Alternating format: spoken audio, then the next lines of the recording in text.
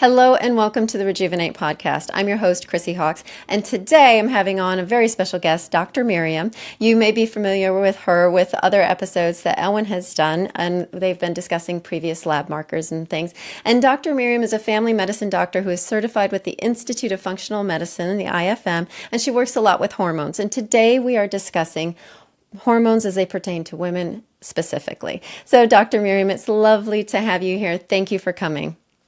Thank you very much for having me, Chrissy, and I'm very much looking forward to speaking about hormones.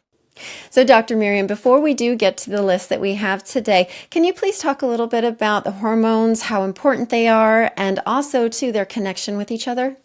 Of course, so I think when we think about hormones and hormone health, we really have to look at them sort of together in a bit of I like to call them a bit of a symphony, because basically you derive all of your hormones from cholesterol, which is actually important then to have cholesterol in your diet and not have too low cholesterol since it's where you derive all of them from. But then we're really looking at that interplay between how you then go from cholesterol to Pregnenolone and down the chain, and then how efficiently you convert the hormones down that chain, but also how you break them down in the body. And hormones are just such a big topic. So then looking at other factors such as gut health and the influence of bacteria on hormones, we have to sort of look at it in a quite a holistic picture. And then I think when we're talking about hormones in the context of aging and those hormone levels declining, we also have to just look at those periods of like fluctuating hormones in one's life. So, for example, if a woman earlier in her life had very heavy periods, really struggled with like PMS symptoms, and was like more likely to be what we call estrogen dominant, then correlating that with how we would then replace that hormone when she's older.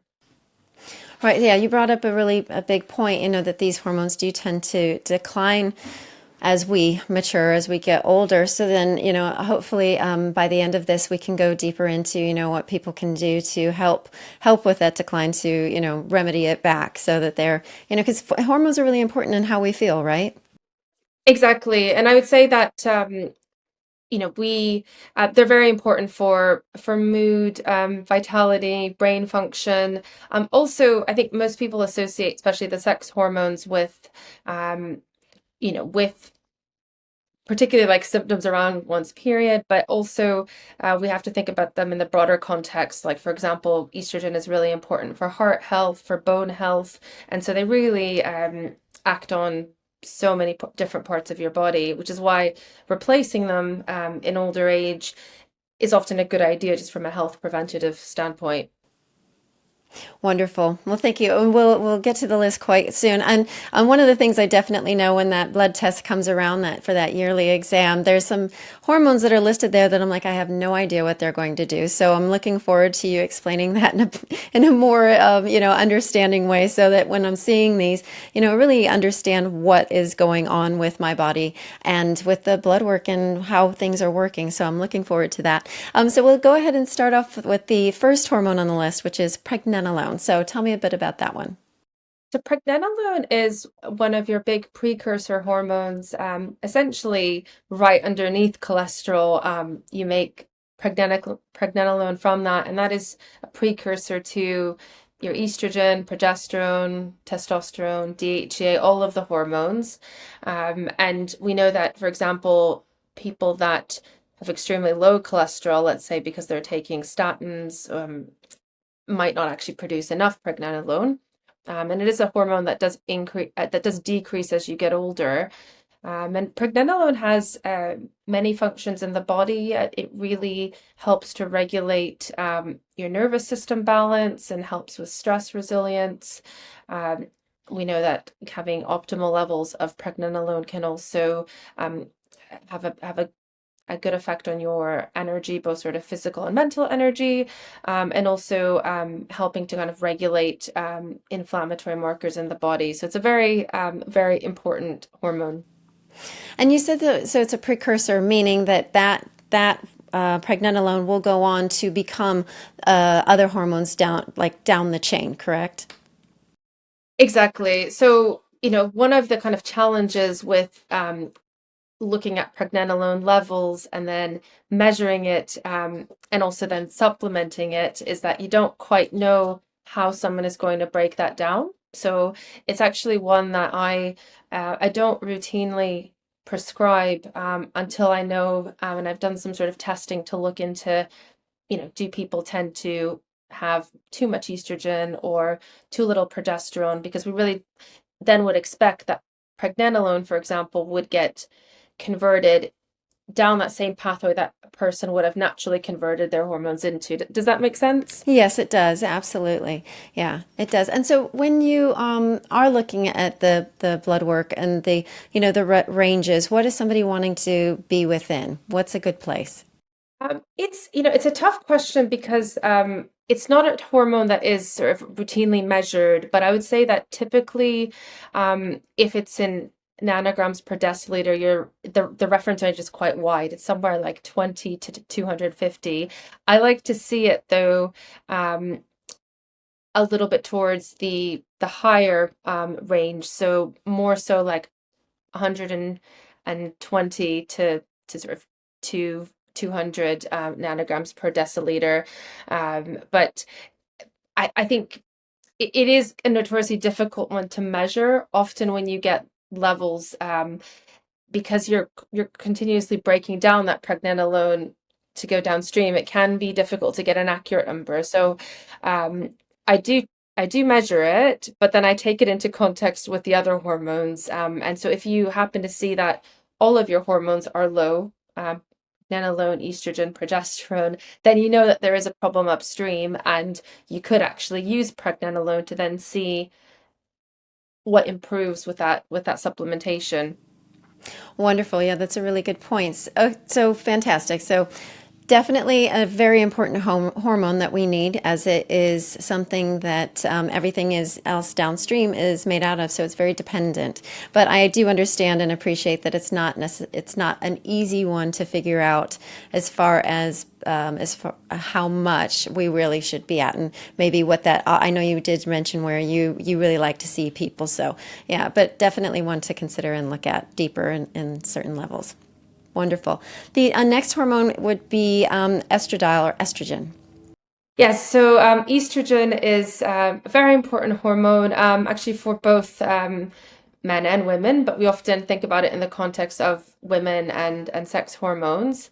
Estrogen, there's actually three different types of estrogen. Um, we can call it E1 or estrone, E2 or estradiol, and that's what's most commonly measured in blood tests, and then E3 or estriol.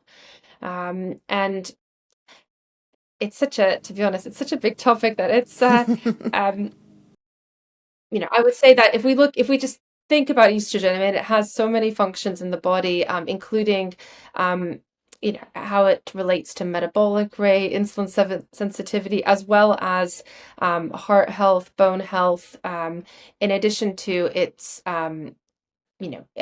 just its role in kind of the menstrual cycle, and in terms of also you know menstrual periods, libido, and kind of what we normally think of with estrogen. So it's one that I would say is just, yeah, important for so many things. But I do think it's very important to actually check all three. So just to kind of go into a little bit more detail, most women have estradiol measured, and that is, I would say, more of a neutral estrogen, and it very much is very important for things like mood, and energy, and also heart health.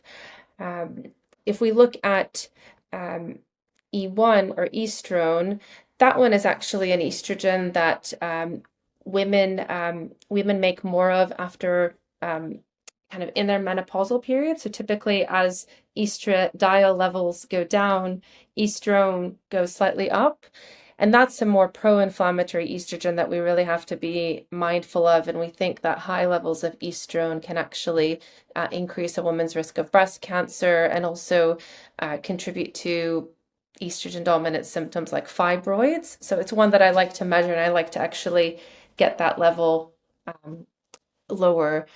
And then estriol E3 is a much weaker estrogen, but it's very important for the health of your mucosal tissues, for vaginal health, and is one that's also very important for things like lubrication. So, for example, if somebody's really suffering from dryness down below in the vaginal area, that is a hormone that actually is, you might need to supplement, and it's very important. Right. So I didn't realize that there were so many different versions, but of course the body is an amazing thing. What can cause the estrogen to go out of balance? So many factors. I would say that, for example, if you are under a lot of stress and you're producing a lot of stress hormone, then your hormone production is actually going to be um, shifted to that cortisol production. So that can actually cause a lot of like low estrogen symptoms. We also know that how you break down estrogen very much relates to your gut health and gut microbiome. So for example, people who don't break estrogens down efficiently and you get estrogen recirculation, there's often a link with gut microbiome issues, bacterial overgrowth. So often, when I see women for gut and hormonal issues, we typically start with the gut for that reason. Wonderful. Okay, so then where are we looking at for the tests? When you see those blood tests, where are the reference ranges that we're really looking at? In the blood for estradiol, typically we have to kind of separate those reference ranges between someone who's premenopausal and postmenopausal. And again, the range is quite wide, but we're normally looking at a level between somewhere around 50 to 400 picograms per mil for someone who's premenopausal. Um, and then postmenopausal, depending if they're replacing or not, can be somewhere from like 0 to about 50 picograms per mil. Right. Okay. And then when you're really looking at it from a space of where would the optimal space is, like you mentioned previously with Pregnenolone, like where you're really wanting to see people at? So it's a tough question because what I would ideally like to see is, and also I just have to add a bit of a caveat that it really depends on the lab because depending on where you are in the world, there might be slightly different units. Um, for example, I'd like to see that estradiol, um, closer to uh, it. Well, it's a tough one. If someone is suffering from things like fibroids, heavy periods, I don't really want to see that number so high. But I would say that, somewhere between, um, like I would ideally like to see it at least at 100 and above. But then you really have to kind of take it into context with other symptoms, also history of like contraceptive use and many other factors. But generally kind of towards the upper reference range. And if somebody is over that reference range, what would potentially be causing that?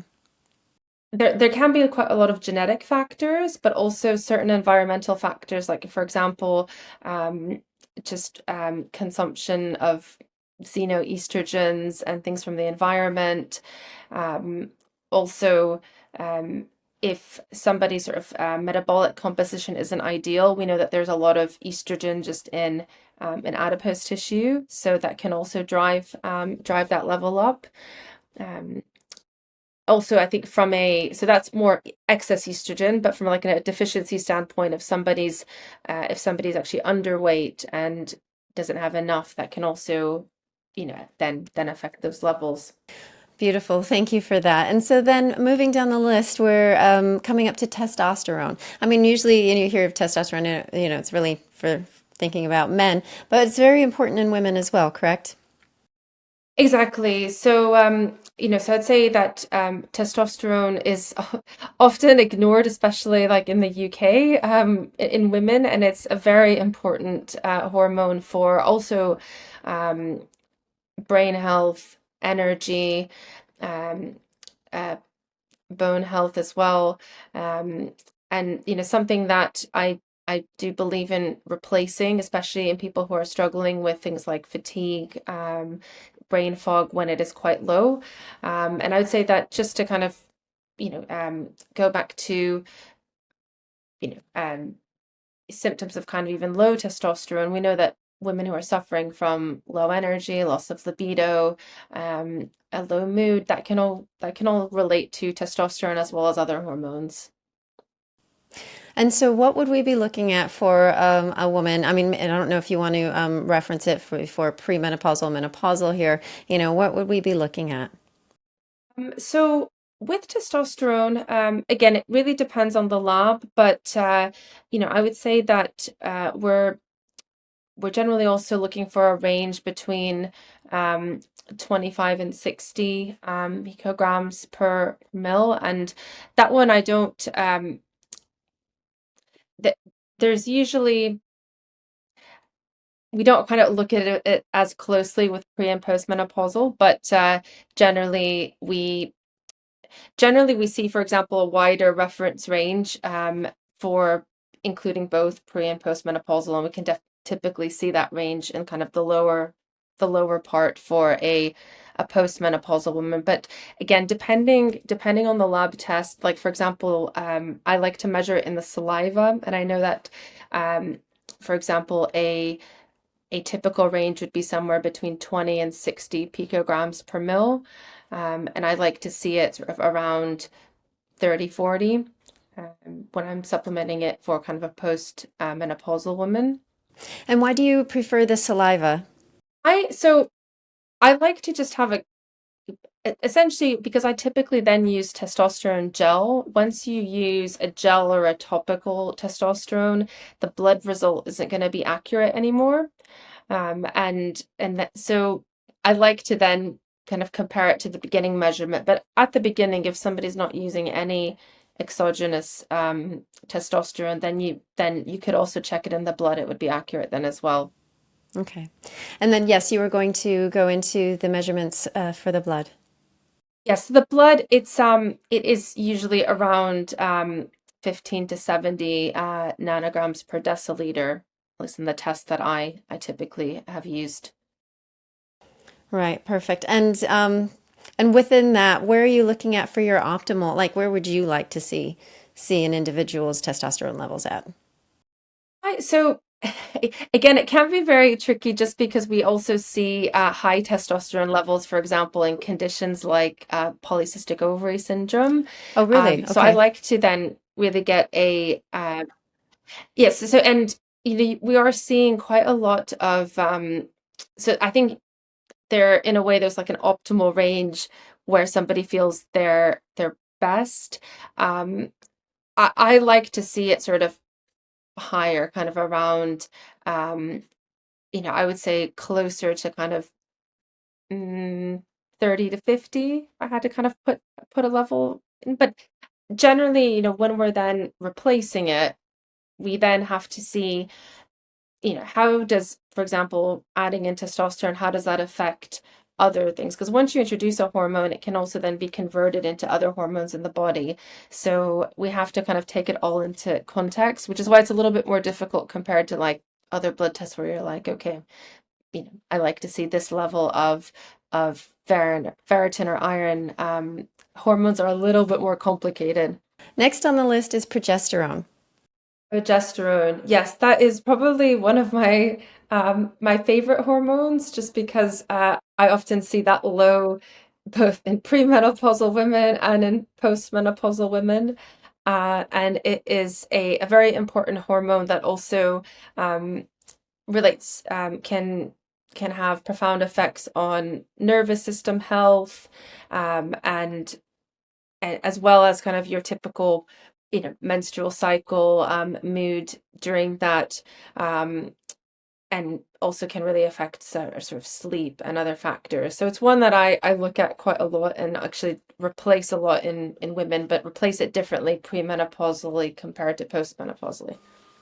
Wonderful. Yeah, once we make it through the list, we'll definitely go over that because I'm sure that there are a lot of women that will want to have that information for sure. When you're testing for it, what are the reference ranges that, really are there and, where would you think optimal would be? So progesterone is quite important in that you have to get it checked at a particular point in your cycle. So generally for premenopausal women doing a blood test, you want to check a day 21 progesterone level. Otherwise, because it's a level that fluctuates through the month so much, you generally want to check it during that day, basically to indicate that you've had a normal ovulation.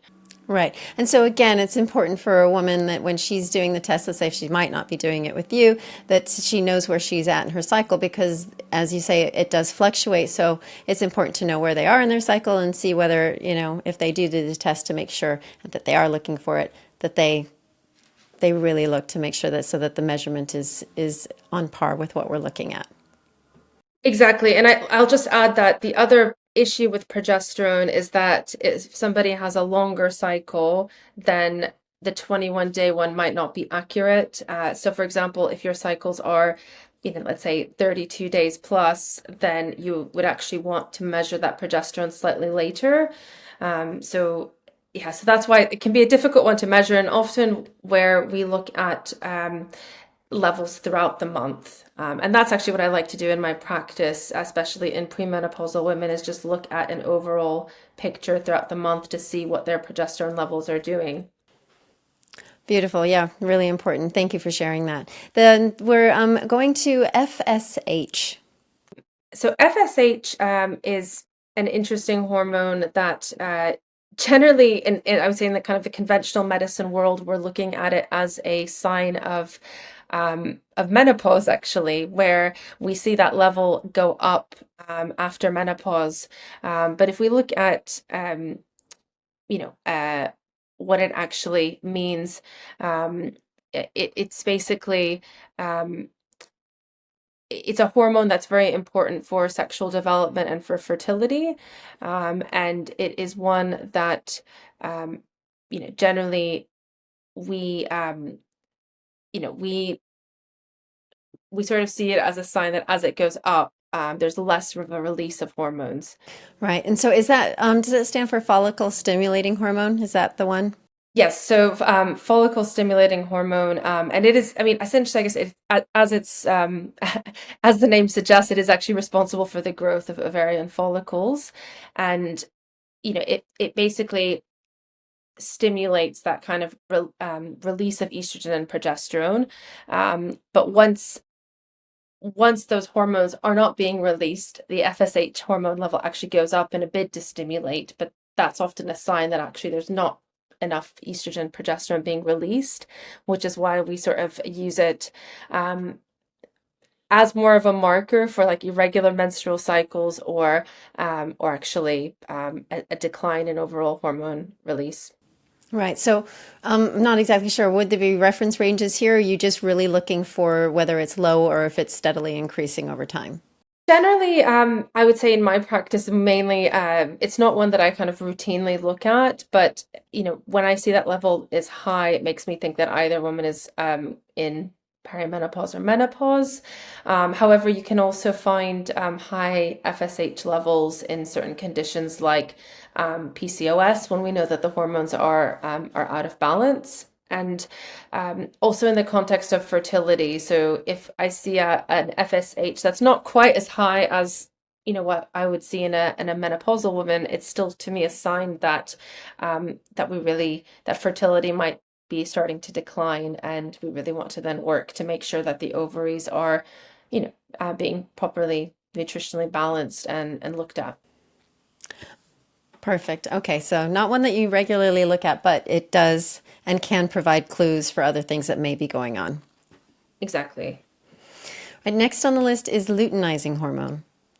Yes, so that's actually quite similar to FSH. So LH, which is luteinizing hormone, also helps to trigger quite a few important um, hormone release and just kind of hormone balancing things in the body. So luteinizing hormone basically spurs on ovulation and helps with hormone production. So but typically it's I should add that both of these hormones, FSH and LSH, go together and they are released by your pituitary gland. So they're actually working kind of as regulators of the whole reproductive system.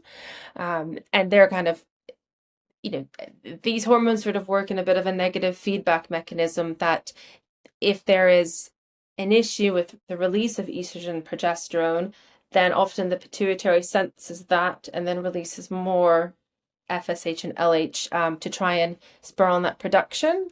So usually when you see a high LH, that's usually often a sign that overall hormones could be low when they're measured. However, even in just regular if we look at just again all of these hormones working in together, you need a rise in your luteinizing hormone just for ovulation. So it is something that actually rises and falls in premenopausal women, but normally when you check that, especially in a woman who's 40 plus, that's when you start to worry that that is correlating to kind of declining levels of estrogen and progesterone.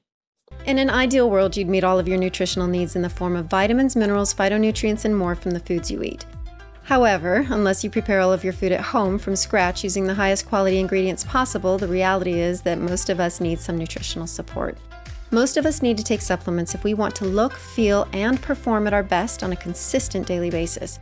And this is especially true if you have genes that give you an elevated need of certain nutrients. And this is where Feel Younger can help. What I love about Feel Younger is that they offer a huge range of quality supplements and healthcare products formulated and endorsed by Owen Robinson, including must-haves like magnesium glycinate and vitamins B12, D3, and K2. And they do it at affordable prices with free shipping for orders over $50 without ever compromising on quality, purity, or potency. To learn more about how Feel Younger supplements can give your health a boost while supporting this podcast, please visit feelyounger.net and use promo code Rejuvenate to get 20% off your first order. That's promo code Rejuvenate for 20% off your first order at feelyounger.net. So next on the list is prolactin. And with that one, I mean, I really only know it pretty much for, lactation, but I know as Elwyn's talked about it, he's really referred to it in its response to stress. So I'd love to know more about it from you, Dr. Miriam. Yes, and I would say that actually in the context that I see it a lot, it usually is a sign of stress but if we look at actually what prolactin is, it is a hormone that's responsible for lactation, as the name suggests, and also things like breast tissue development but it is a hormone that is produced by your pituitary gland, which is kind of the central gland that's actually responsible for so much of our hormone production, sex hormone, thyroid hormone, all of that. It kind of controls that release in other organs. And we know that apart from milk production, lactation, prolactin can also be released because of stress and also, other factors that can make it high or low. Typically when someone presents with a high prolactin who isn't breastfeeding, we really look at how high that level is. So if that level is very high, sort of like in the hundreds and thousands, then you have to rule out a pituitary growth in the brain called a prolactinoma, which it actually isn't that rare, but it is comparatively rare to how often we see high prolactin levels. But usually kind of by the time somebody comes to me, they've often had that ruled out. And what I typically see are prolactin levels that are just above the range. And that range can vary very much. So, for example, we're looking at for somebody who's not breastfeeding, a level that's sort of less than 25 nanograms per mil. Right. Okay. So this one, even though it's there's a lot more to it than just these one simple things, I think is with a lot of these hormones. So we're really it's more of an indicator of how what stress is going on biochemically within the body a lot of times as well.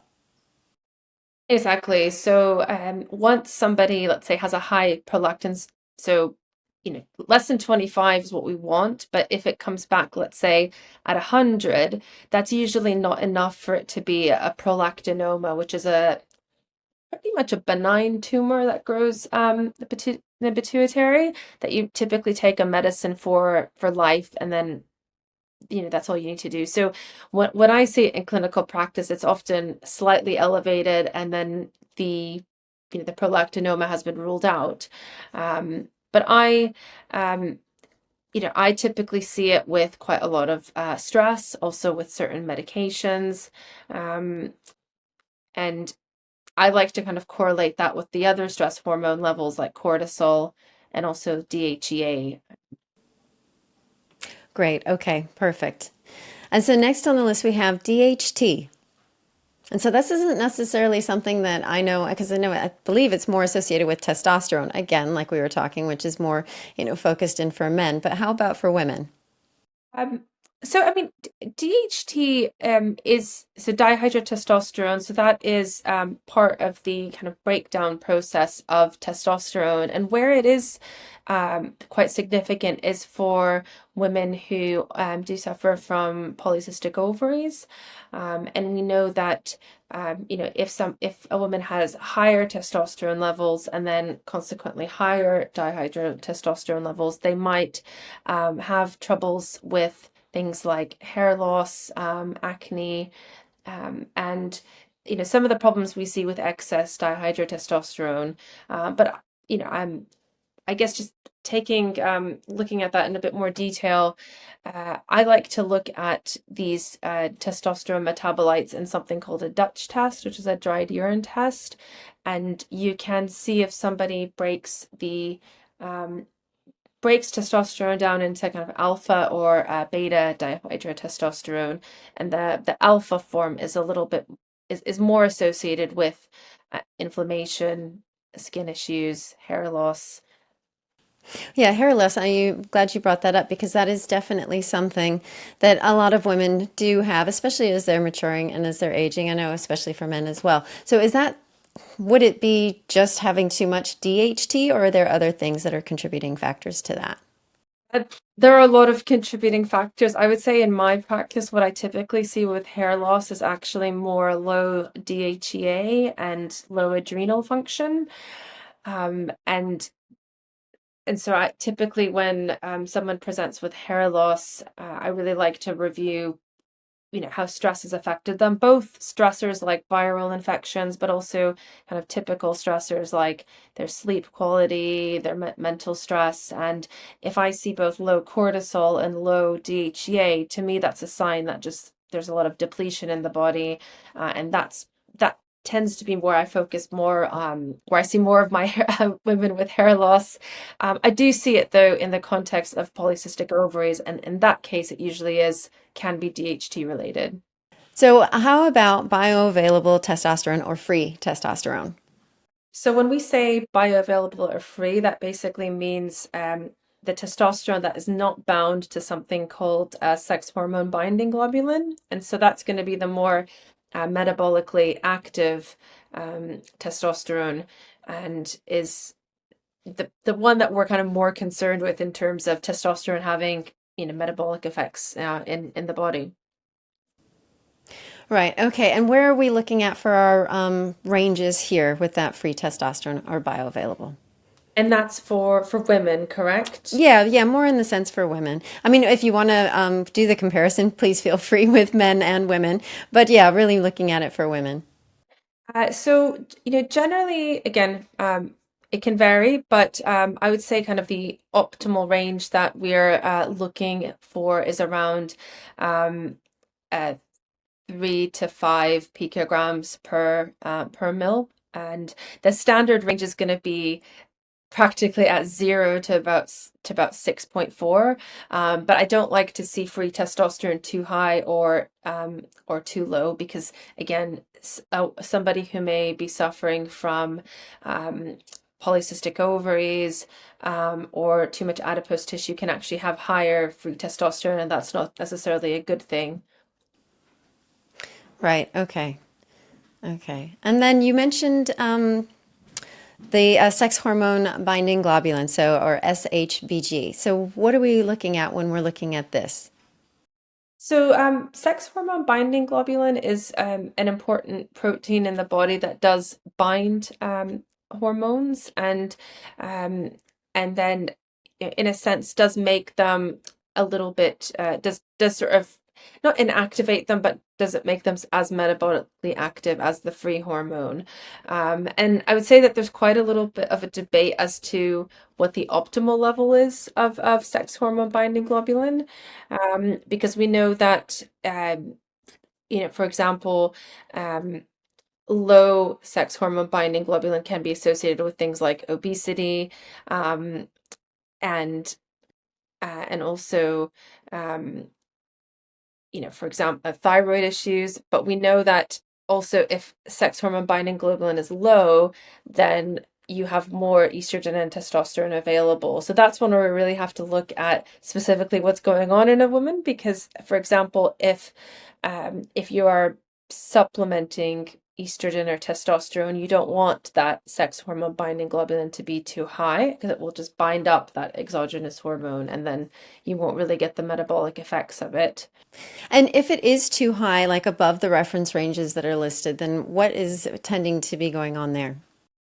So if it's high, I generally, the more hormone that you yourself produce, the higher the SHBG will be because it is essentially a carrier protein for your hormones, and you are looking for kind of a range of what percentage is going to be free and what percentage is going to be bound.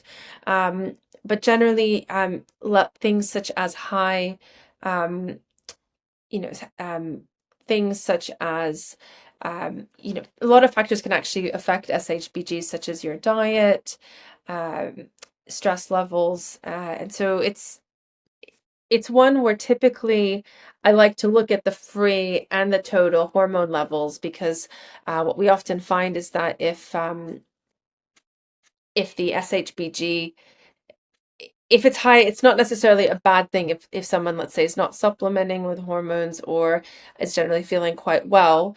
Um, yeah, so it's a I would say it's if I maybe could just give a couple of examples, like for I would love example, that. if Yeah. the yeah, for example, like there are things that can increase your sex hormone binding globulin, do include um, aging, also hyperthyroidism.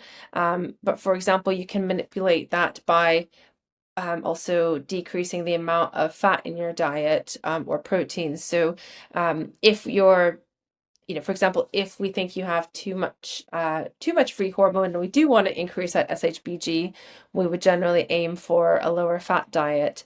But for example, if the SHBG is too high and you want to lower it to increase the amount of free hormones in the body, then you can use things such as omega-3 fatty acids, more proteins, and that can help lower it. So SHBG is something that we can often, if in a holistic sense, manipulate through lifestyle factors. Wonderful. Well, that's the list that we have. I'm sure there are probably some other things that we can discuss as we move into kind of really now. I'd like to focus on talking a little bit more in depth about these hormones and everything else, and really, asking you, what are the signs, symptoms, and things that we may be, or you may be looking at, or that women may be feeling in particular when things may not be quite so right? Yes, so generally, I would say I would divide that into premenopausal and postmenopausal. Um, Postmenopausal might actually be a little bit easier because I would say that that's typically when the topics of hormones seem to come up about replacing them when they get young, when they start to decline as you age. Um, but I frequently see that women who are feeling increasingly low, and both in mood, low in energy, kind of like as if they're losing a lot of their vitality. That's really when you just want to check your hormones. And I think nowadays there's been a lot more just discussion about female hormones. But it used to be that a woman would just be seen as being depressed or having a bit of a midlife crisis, and there really wasn't that much support. And it's actually hormone driven, which is big change, I think, from even like 10 years ago. Right. Okay. And so, how about when women are premenopausal? When are we going to be looking at hormones and things that are going on then? I like to look at someone's hormones fluctuations through the entire month. Like, for example, I use a company called Genova, which runs panels of just looking at like saliva hormones throughout the month. Because generally, what I'm looking at is not an isolated level, but what is happening with the rise and fall of estrogen and progesterone through the month. And so, if a woman is really struggling with heavy periods, mood swings, you know, anger, um, low energy, all of that could actually be hormonally driven, as well as actually, I forgot to say, like skin problems. I see a lot of that in my clinic where women who are suffering with um, acne, rosacea, that we typically see that a lot of that can also be hormonally driven. Wonderful. And I'm really glad you brought that up because there are a lot of women and young teenagers that are suffering, not just women, but young men as well, suffering with acne. So if that, I mean, what would you do in that instance when somebody is presenting with that to help them with this, if it's coming from a hormonal space? So it's a really big topic. I really like actually seeing people with acne. So, but typically I'm looking at how the gut relates to the hormones, as well as hormonal fluctuations. Because if we look at how the hormones and your digestive system kind of come together, we know that excess bacterial overgrowth in the digestive system, the bacteria that are in overgrowth produce an enzyme called beta glucuronidase, and that really affects how you break down your estrogens. And then you may have too many recirculating estrogens because of that bacterial overgrowth, and that can often present with problems with acne. Um, and I typically tend to see it more with estrogen excess, but also testosterone excess, or again, that issue with the high DHT. So I just like to look at not just the levels, the fluctuating levels, but also looking at estrogen, testosterone metabolites. Right. And so if that is the case, if that is the issue, too much estrogen or too much testosterone, then then how would you move forward with supporting an individual? So generally, looking at things like fiber intake in the diet and using a lot of like prebiotic support. If there is a lot of bacterial overgrowth, then addressing that either using more antimicrobial botanicals, in some cases antibiotics, but rarely. And then obviously repopulating the gut with good bacteria. Uh, and there are a lot of foods and supplements that can just help you with estrogen breakdown. So a lot of like your cruciferous vegetables, things like broccoli, Brussels sprouts, alfalfa sprouts, all of those are very important for kind of helping you eliminate estrogens and excess testosterone from the body.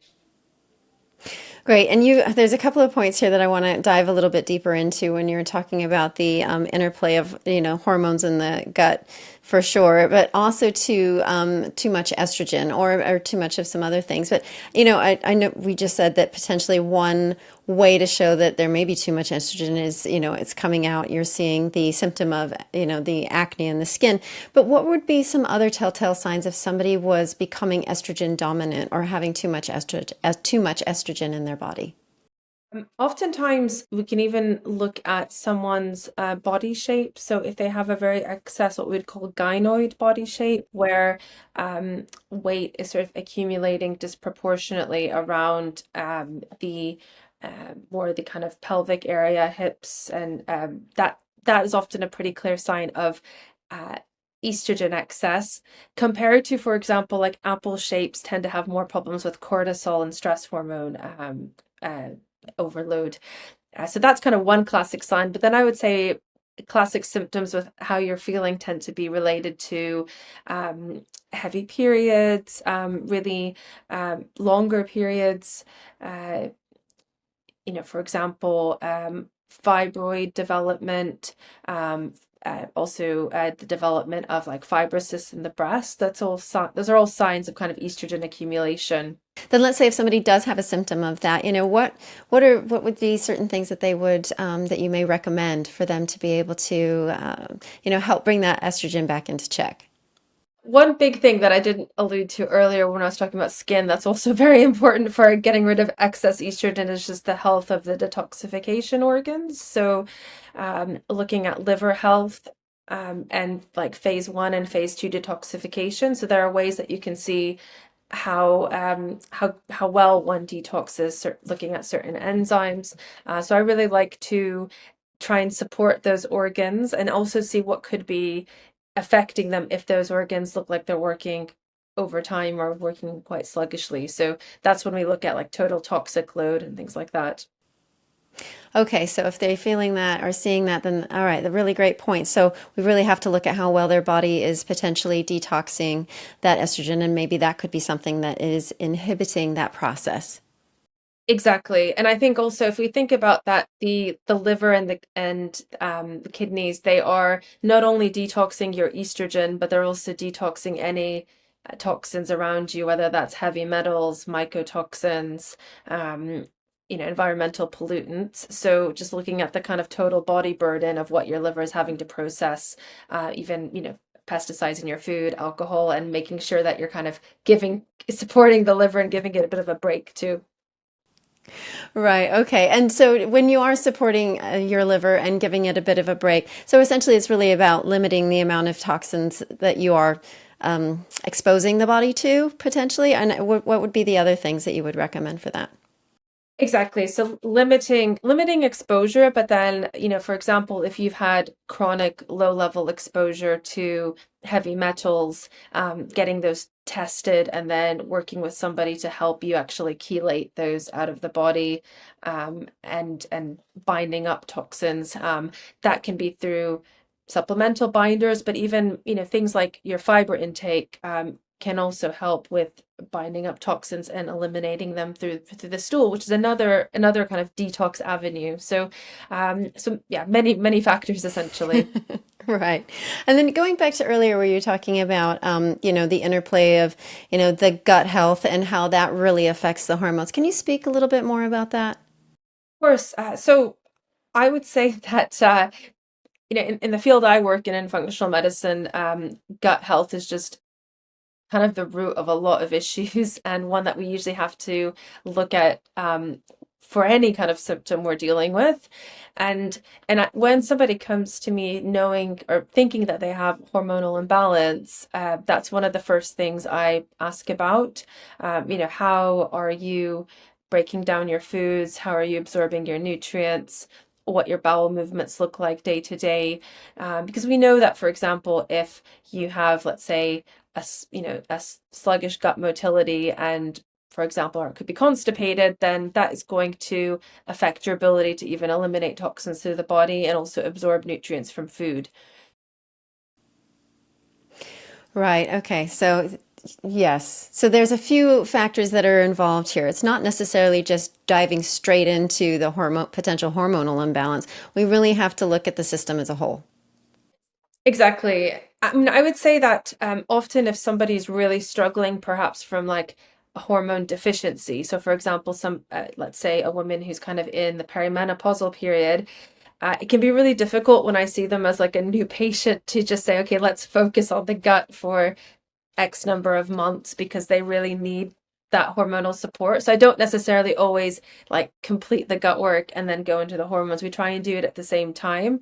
But it's just such an important role. And I think one where, I see hormone replacement being done badly just because we want to know how somebody is breaking down those hormones and eliminating them, and so much of that depends on gut health. So it's really important that it's done holistically. Great point. Really great point. And then earlier you mentioned right when we were beginning, and I really loved how you said this, that the hormones have a symphony as they coexist with each other. And so when you were talking about pregnenolone and estrogen, testosterone, progesterone, can you talk a little bit how they all dance together? And maybe there are some of the other ones in the list as well, but I really wanted to hear you speak about that balance. Sure. So when we look at kind of hormones that are a little bit further upstream, that then can be converted into um, other hormones, um, pregnenolone, and then DHEA is sort of right in that list, kind of right under pregnenolone, because those are, I typically look at that in conjunction with your adrenal gland function and your, the impacts of sort of stress on your health. I typically like to address those first. So, for example, if somebody's just low in all of their hormones, I really like to figure out what's going on in their life, and we really want to work on that aspect first. Um, just because even looking at like your hormone receptors, if you're not dealing with the upstream causes, giving those exogenous hormones might not actually be the best strategy. So it's just about kind of addressing those, and also, I would say that because those hormones are then eventually can be converted into estrogen and testosterone, you ideally just want to deal with things upstream. Um, and I think also just kind of going into further downstream, we know that, um, testosterone can be converted into estrogen. There can be kind of full conversion of estrogen. So many factors, including things like your adipose tissue and fat percentage, and your consumption of xenoestrogens can affect all of these hormone levels. So you have to just think about it on all ends, and it all just blends together, I guess is the best way to describe it. Right. Okay. I mean, yeah, because it does seem quite complicated. What's, upstream, downstream, too much of this can make it be turned into that. Lifestyle factors, stress, everything else. I mean, because you did mention, DHEA, cortisol, and things like that. Those are other hormones in the body, and we're really, specifically focusing on the sex hormones, but those are really important here in this space. And you were talking about the adrenal hormones too. So, because if somebody's thinking about this and coming at it, I know sometimes when I have these conversations with Ellen, I'm like, oh my gosh, there's so much. It can seem a little bit overwhelming. So, what would your recommendations be for someone if they were coming in and thinking, okay, I don't even know where to begin? Typically, first looking at the gut and the digestive system, and because even when we look at supporting hormones nutritionally, we know that there are many minerals, vitamins that are very important for that process. So, making sure that you're getting enough things like magnesium and your B vitamins in the diet. Um, Making sure that you're able to absorb those nutrients, which is where gut function comes in. And also, um, a big part of absorbing nutrients is also trying to make sure that your stress hormone levels aren't too high. Because if your body is in that stressed fight or flight response, you're essentially your body's telling you to like run away from danger, not to like rest, absorb, digest. So that's often kind of the first step that I look at, even with hormone balance. Wonderful. And yeah, beautiful. It's great. And those are, the things that we know that, are going to support our body, for all optimization. So yes, definitely important to look at. Let me ask you about now when we start looking at things like hormone replacement and things like that, like when you've noticed that, the body isn't producing enough of what it should. Can you talk a little bit about that? Yes, so and this is interesting because I do sometimes use hormones like progesterone, for example, in premenopausal women. So if a woman is really suffering from heavy periods and mood swings and signs of estrogen dominance, then actually adding in progesterone for a portion of the month can really help with that. I like to always use bioidentical progesterone, so identical to the progesterone that you would be producing. And so that would be a case where I would actually use it when it typically is low compared to the estrogen, but it's not sort of low because of declining hormones as somebody's getting older. I was going to say then, and also too, looking at it as it pertains to a woman's cycle, are there certain days that you would do it? And so you just said for part of the cycle, so certain days you would do it and certain days you wouldn't. Exactly. So typically you're looking at how those levels fluctuate through the month. So for example, I'd say the most common regimen would be from around day 14 of one cycle until the next period starts. And what you typically see if you've kind of given the right treatment is that that really helps to reduce the severity of symptoms premenstrually and also like the heaviness of the cycle. Right. Okay. So yes. So that's one way that some women can find some relief. So that is an option. Correct. If we look at it though, for older women who might be sort of going into that perimenopausal, you know, uh, age group, I typically look at their symptoms. So, if they're struggling with things like fatigue, brain fog, irritability, hot flushes, um, also, very important, like if they've had a history of osteoporosis in their family or themselves have had any issues with bone demineralization before, then I would really be looking at potentially what the levels are and if we would need to add in like some estrogen support. We're going to take a quick break to share with you one of our amazing sponsors, Genetic Insights. What makes Genetic Insights uniquely valuable is that they test over 83 million different variants, which guarantees a 99.7% accuracy on all of their DNA reports. With over 100 reports available, you get comprehensive insights into what your DNA is telling you about how to optimize your health today and in the future. I found reviewing my results to be incredibly accurate and applying some of the recommendations, which are personalized to your individual DNA, to be extremely helpful for me and my family. I also loved how easy it was to upload my raw DNA data that I already had from previously using Ancestry.com because Genetic Insights supports uploading raw data from all major platforms. To get your health reports, go to geneticinsights.co and get 20% off today by using coupon code Rejuvenate.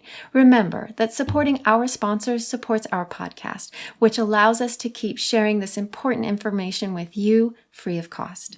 So, go get your Genetic Insights health reports by going to geneticinsights.co and use coupon code Rejuvenate for 20% off today. Now, how do you find it compares, UK versus where I'm at here in the US? Because I don't really, hear a lot about progesterone supplementation. It's more estrogen. So can you speak to that a little bit? Sure. And actually, I mean, I think in the UK it is quite similar in that regard that often, let's say, women who may have been on who may have, let's say, a Mirena coil or some form of progestin, so synthetic progesterone a contraception, they are then told that, oh, actually, if we then think you might be in the perimenopause and you're having hot flushes, we only need to add in estrogen for that, and not necessarily progesterone. But a lot of women that I see actually benefit from taking oral progesterone because progesterone again is really important for nervous system health, for sleep.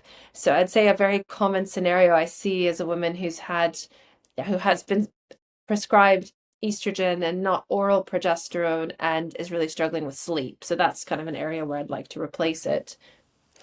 Right. Okay. So, yeah, because to be fair, I really hadn't heard much about progesterone supplementation until I started working with Elwin, and he put me on to Dr. Michael Platt and his work about adrenaline dominance and things like that. So that was really the first time I'd really heard of it. So it's good. It's a good point to bring to the women here that are listening that may just be on estrogen and aren't finding the results that they're wanting. So this could be something that they could investigate and look into. Exactly, especially if they've been sort of told that, oh, their progesterone part of the prescription is being supplied by a progestin, so that's a synthetic progesterone. So I don't really like that. I like to use the bioidentical progesterone. And can you talk about why you don't like to use the synthetic? So, I mean, I think we we know that when, for example, hormone replacement was investigated by the Women's Health Initiative study, there were a lot of controversial statements made about HRT, about sort of increasing the risk of breast cancer and heart disease. But essentially what they were using there were a synthetic hormones. And when we've actually gone back to look at the literature, when studies have been done using bioidentical progesterone and bioidentical estrogen, that those kind of the results that were found on that study were pretty much invalidated, that actually using the bioidentical form didn't really come with the same risk profile, which would make sense because essentially you are replacing what your body has naturally been producing. And so, is as well within that, as we are talking about replacing, and I'm speaking to it more from a space where the body just isn't producing enough, is that something that we women will have to be on pretty much for the rest of their lives then?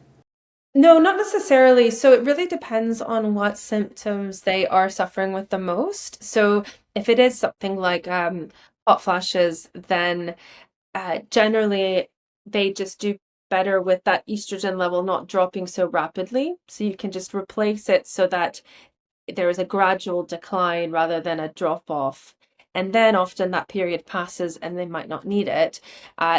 There is a bit of a wider debate because, for example, I have seen women who are on bioidentical estrogen for a lot longer. Even, I have some female patients that are in their 80s that still take a little bit of estradiol because we know that it is good for heart health and bone health. But not everyone needs it. I think everyone reacts to the HRT slightly differently, and some women actually prefer to come off of it and then actually, they've managed to sort of mitigate those really tough symptoms of perimenopause that is secondary to that sudden decline, not necessarily that naturally they're getting lower a bit slower. So, looking at overall hormone balance is really quite complex. So, how would you look at testing? So I use quite a number of tests. We kind of had spoken a little bit about testing hormones in the blood, which is fine initially if you just want to get a level, and that is a level on someone who's not on any form of hormone replacement. Um, I like to really look at hormones in saliva testing, especially over the course of a period of time in a sort of premenstrual in a woman who's not going through menopause, and a younger woman. I really like to look at, for example, like 13 measurements throughout the month.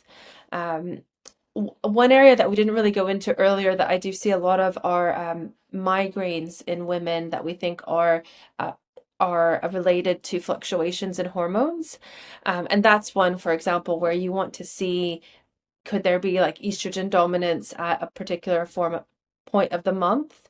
And is there a problem with the fluctuation? So that's kind of an example where you'd want to see many measurements throughout the course of 1 month. Um, but there's quite a lot more that I can also go into. For example, um, I also like to do something called a Dutch test, which is a dried urine test that looks at more how you metabolize hormones. So it's quite a complicated test, but what I'm looking for there is there's like mainly like a two-part process of how you break down estrogen, and from that we can gather if somebody breaks down estrogen into more of a pro-inflammatory metabolite, which then also predisposes to more estrogen dominant symptoms, and then also can show us how well you're detoxifying estrogen and whether we need to do a lot of liver, kidney detox support work to help with that hormone balance. Right. Okay. So, and when you're talking about taking those measurements over the month, is that something that someone would have to come to the clinic to do, or would they have to go someplace, or is it they can just do it at home? I know you did say a dried urine test or things. I'm wondering, how easy it is to really take all these tests at these different times. Of course, yes. So typically the saliva and the urine tests are done at home. Most of the companies uh, have to work with practitioners who then the company itself will send the test kit to somebody's home, and then you get your own saliva measurements throughout the month and store them and send the whole thing back together to the lab. So it's actually quite convenient to do at home. And for example, if you're doing 13 measurements throughout the month, it's not always like a specific day. I often, like for women to do a bit of a cohort, or if they've noticed a pattern that, for example, their migraines come specifically during this week of the month, we might get more samples during that week compared to another week of the month. Right. Okay. Yeah. So then that does sound like, pretty easy. So just doing it at the base of or, at the ease of your own home and then sending it all off. So, okay, great. And then would your testing be different for, let's say, if you had somebody that was in their 20s coming in because they are having, potentially, as we previously discussed, some issues with their periods or mood or suspected, too much estrogen, things like that versus, as we discussed about the pre and postmenopausal. Yes, so I would be more likely to do a one of those tests where we look at the levels throughout the month when we expect to see a bigger degree of fluctuation in a younger woman. In an older woman, one of the things is that I like to then just get a baseline saliva or blood test before they've had any hormone replacement, because one of the major caveats is that if you do something like a Dutch test where you're looking at hormone metabolites, if a woman's levels are very low, then the metabolite numbers aren't going to be very accurate. So if I'm concerned that a woman hasn't had a period in, let's say, 2 years, and I think, okay, they're in menopause, I first like to just do a baseline test to check what are the levels of estradiol, estrone, progesterone, testosterone, and if they sort of have a lot of the symptoms that to me suggest low low hormone amount, then and that gets then shown on a blood test that their hormones are low, we will sometimes actually give them HRT and hormone replacement for a period of time, and then do a test where we look at how they're metabolizing those exogenous hormones they're taking. Right. Okay. Yeah, I was curious. And then also too, we discussed, the use of progesterone with helping with certain things. Now, let me ask you this. Is there any, if let's say if somebody is trying to get pregnant or if anything like that, would there be any issue or concern when using, hormone replacement? Yeah, so actually, there is even a role in, for example, using progesterone in, for example, women who've had recurrent miscarriages. So it's obviously something that you don't want to do on your own. You want to be working with somebody who's advising you how to take these, because nowadays it's you know unfortunately you can get so many things just even off the internet. I would never advise that somebody would be kind of trying to kind of prescribe it themselves and use it. But um, we often see that women, for example, who are struggling with fertility and their hormone levels are very low, there is a role in using things like DHEA and progesterone, to actually to help with the fertility process and then to prevent miscarriage. So even after someone has conceived, for example, using progesterone during that first trimester can often be really beneficial in preventing that the loss. Right. So what I'm hearing is that so if they are using progesterone and they are trying to get pregnant, that wouldn't be a concern, that it's actually more beneficial. Exactly, especially if there is, if they're using progesterone in the context of estrogen dominance. So a lot of these conditions like polycystic ovary syndrome, endometriosis often relate to issues with getting pregnant and infertility. So having kind of a carefully balanced hormone program can actually work in their favor to help promote pregnancy and improved fertility. And you also just mentioned something that I know a few of my friends have dealt with in the past is the recurrent miscarriages. Can you talk a little bit about, what may be causing that and also how someone would resolve that? Certainly. So I think, in with all of these scenarios, I am always trying to look a bit further upstream. In somebody who's really struggling with recurrent miscarriages and fertility, I do like to look at, surprise, the gut microbiome and absorption, um, but uh, but also generally like toxins. So I really like to run some sort of an environmental toxin panel, both actually for men and women, like in the couple that they're trying to conceive, because I feel like nowadays it's just a very prevalent issue, and I've seen loads of people where we just then see a lot of organophosphate, benzene metabolites, very sky high, and well, and obviously you have to think of the body as, as wanting a pregnancy to come in kind of the most ideal state. So if it's sort of dangerous because there's a lot of toxins running around, then it wouldn't be kind of an optimal terrain for a pregnancy. So I always like to look for that.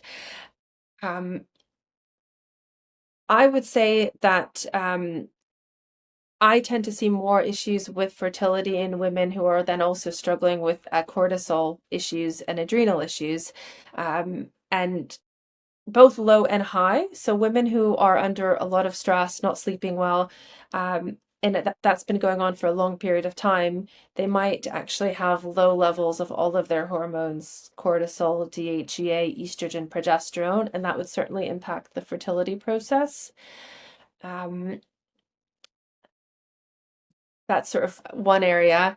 I guess just to continue on that note, I do see a big issue as well with the cholesterol problem, that you do need a baseline amount of cholesterol and also a baseline amount of adipose tissue for optimal hormone production. So I have seen quite a lot of women who have struggled with, for example, eating disorders or restrictive eating in the past. And, we really have to work on that whole hormone access to really promote fertility then in the future. And then also too, I mean, I know we've talked a lot about thyroid on this podcast. What does that potentially have or play or could play a role in not only miscarriages or fertility, but also just the hormones in general? Yes, so the thyroid hormone is very important for as just kind of this master gland of regulating your metabolism. And in those where the metabolism is quite sluggish, that can also affect nutrient absorption, immune health, so many different factors. And so we do often see women who have, I would say, more, I mean, actually it can occur on both ends, but hypothyroidism, or more low or sluggish thyroid function, is what I typically see associated with issues with fertility, and also problems with actually hormone elimination. Because if we think of thyroid and metabolism and just a hypothyroidism slowing all of that down, then that's going to affect gut motility, which we've kind of spoken a lot about how gut health and elimination is very important for hormone production, and links like that as well. Right. Okay. So yes, as we can see, and as I've continued to, be educated on this podcast, which I've always kind of known, but it's just nice to hear it, is we really are a holistic being, and it's not just that microscopic view at one thing. There's such an interplay, and I liked it again, like how you used the word at the beginning, when we started, a symphony. So this body really is a symphony. Exactly, and that's why, I think you also just it's I would say, a very personalized symphony. So looking at just, somebody's timeline and what their hormones could have looked like earlier in life, what sort of stressors could have affected that, it's very important to then put that picture into the hormone levels and break down products, which is why it's difficult, like for example, to give like an optimal number for everybody. There's a lot of variation, depending on so many things like thyroid function, detoxification capabilities. Right. Okay. Yeah. Yeah. That makes absolute sense. And then, I know this has been really educational. I just wanted to ask you, discussing, all of the hormones and the things that we have today, really looking at, your suggestions, or, the things that you would say for people from a nutritional standpoint to really make sure that they are optimizing their hormones.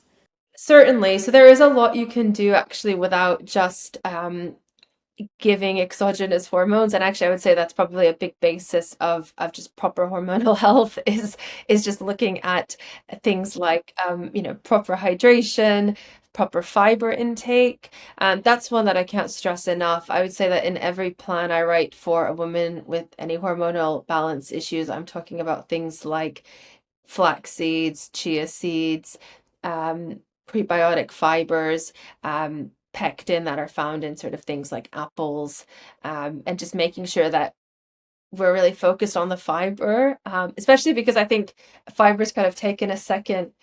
It's kind of taken a beating as opposed to protein, which is also very important for health and metabolism. But fiber is very important for hormone elimination as well. So something that you should just always be conscious of. Um, and then also looking at certain nutrients that are very important. So all of those reactions and enzymes that are involved in converting your hormones down that down that stream in that symphony require a lot of cofactors, a lot of vitamins, a lot of minerals, and so just making sure that you're eating a diverse diet. And unfortunately now, because there are less and less micronutrients in our foods, just seeing if you might be somebody who might benefit from some extra, let's say like magnesium or vitamin B6. Those are probably the two I add in the most to women who are suffering with some sort of hormonal imbalance. Wonderful. Great. And then I know we discussed it just, brief, well, throughout, but, as I'm coming to it and seeing it, when we were talking about estrogen dominance, is there anything else that you would recommend or, for somebody that thinks they are struggling with it? I would say that I think it's something where it's just very useful to kind of analyze what is going on in my life in terms of stress levels, sleep, um, food intake, time intervals in terms of like when you're eating, and just um, and I would say probably stress is one that I think everybody knows is can be very detrimental to proper hormonal health, but just making sure that just knowing that even like small things that you can do day to day, like for example, mindfulness exercises, breath work, things that can really just may not seem like an integral part of hormonal balance can be. So just knowing that that is a big factor that we really want to work to control with that estrogen dominance. Beautiful, Dr. Miriam. And thank you again for joining me today. And I always ask this question. Are there any final thoughts for our listeners today, that you want to share about hormones, women's hormonal health in particular? Just that, I find hormones such a fascinating topic, and even, thinking about the effects that imbalanced hormones can have on one's life, one's relationships, one's goals. It's just something that I think is just very important to address. I think it's an area where a lot of times women feel quite alone, but just know that there are many interventions. And I would say that even in kind of the realm of like more integrative health, I think some women think, I don't necessarily want hormones. There are herbals, for example, that can help with hormone modulation.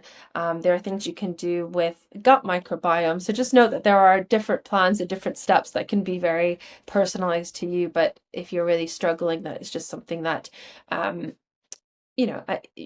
some people don't quite understand the magnitude of it. I think hormone replacement and just hormone health is thrown around, but I've genuinely seen women who have been incredibly low and even suicidal due to very low hormone levels. And sometimes just if you're feeling that low, just knowing that it's worth talking to somebody about it, I guess, is a final caveat. That might be a bit of a depressing one to end with, but just know that there's a lot out there to help support you with.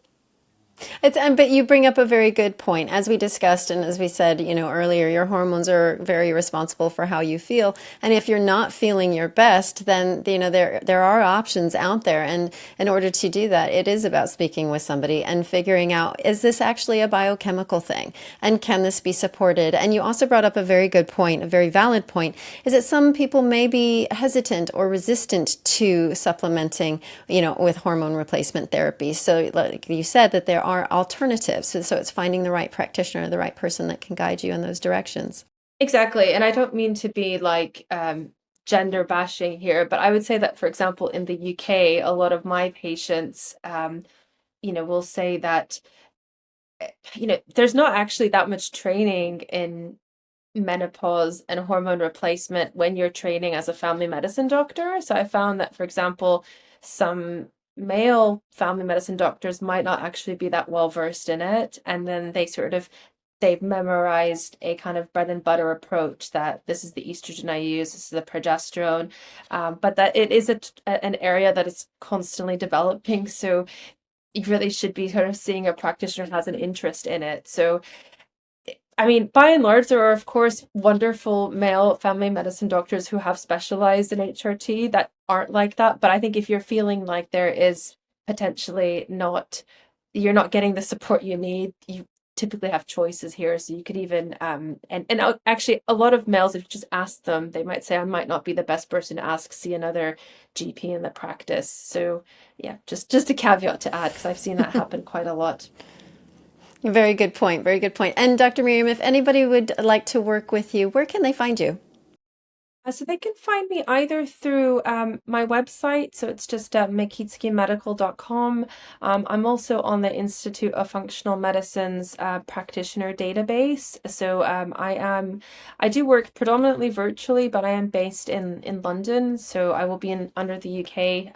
But I see people all over the world, and some of the compounding pharmacies I work with also can ship all over the world too. Wonderful, wonderful. Well, everyone, thank you so much for joining us. Please, if you do have any questions for Dr. Miriam, either, please put them in the comments. Let us know what they are, and hopefully we can get her back on again so we can discuss some of those questions, which would be lovely. And also, too, if you're struggling with something and you're not exactly sure, let us know, and or reach out to Dr. Miriam, or find a practitioner that, can work with you and really help you get to the bottom of it so that you can help optimize yourself. So again, thank you for your time. Thanks for joining us. Please remember to hit the like and subscribe button so you don't miss an episode, and we'll see you next time. Thank you very much, Chrissy. And you're of course, so I'd be happy welcome to come back and speak more. Oh, absolutely. It's been a pleasure having you on today. So yes, thank you so much. You're welcome. Lovely. It was lovely to chat with you. Hey, thanks for watching the video. If you enjoyed that, I recommend watching our latest episode, which you can do by clicking above. And make sure to subscribe, like the video, comment, and share with anyone who you think might appreciate it. Thank you.